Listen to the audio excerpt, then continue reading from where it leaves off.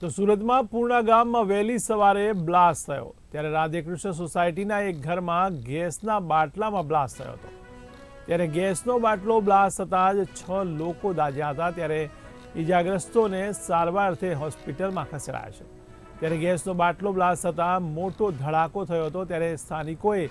આગના ચમકારા જોતા ફાયર વિભાગને જાણ કરી હતી ત્યારે ફાયર વિભાગ અને પોલીસની ટીમ પણ ઘટના સ્થળે પહોંચી ગઈ હતી।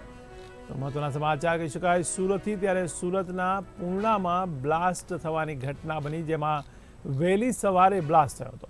ત્યારે રાધેકૃષ્ણ સોસાયટીના એક ઘરમાં ગેસના બાટલામાં બ્લાસ્ટ થયો ત્યારે ગેસનો બાટલો બ્લાસ્ટ થતાં 6 લોકો દાઝ્યા હતા ત્યારે ઈજાગ્રસ્તોને સારવાર અર્થે હોસ્પિટલમાં ખસેડાયા છે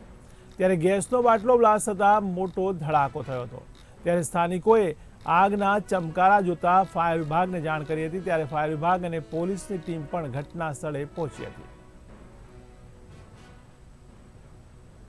ગેસ બોટલ લીકેજ હતો અને લીકેજથી જે ઘરમાં બ્લાસ્ટ થયેલ છે આપણે નાલંદા સ્કૂલની બાજુમાં રાધાકૃષ્ણ સોસાયટી ઘર નંબર 33 થર્ડ ફ્લોરની ઉપર સવારે 6:15 કલાકે ગેસ લીકેજ થયેલો હતો જે ગેસના લીધે ફ્લેશ ફાયર જેવી ઘટના બની છે જેમાં ગેસ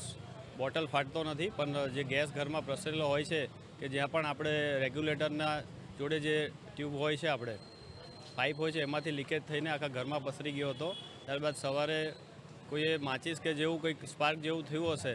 તેનાથી બ્લાસ્ટ થયો હતો જેનાથી ઘરમાં રહેલા તમામ સભ્યો જેમ કે તેમના નાના 3 બાળકો હતા અને 2 મોટા માણસો હતા અને એક અન્ય માણસ જે બાજુમાં હતા તેઓ ટોયલેટમાં હતા તેઓ દાઝી ગયેલા હતા તેઓને તાત્કાલિક ઘટના સ્થળેથી આપણે સ્વીમેર હોસ્પિટલ ખાતે શિફ્ટ કરવામાં આવ્યા છે તેમને લગભગ 60 થી 65% જેટલા તેઓ દાઝી ગયેલા છે અત્યારે તેમની હાલત નાજુક બતાવી રહ્યા છે।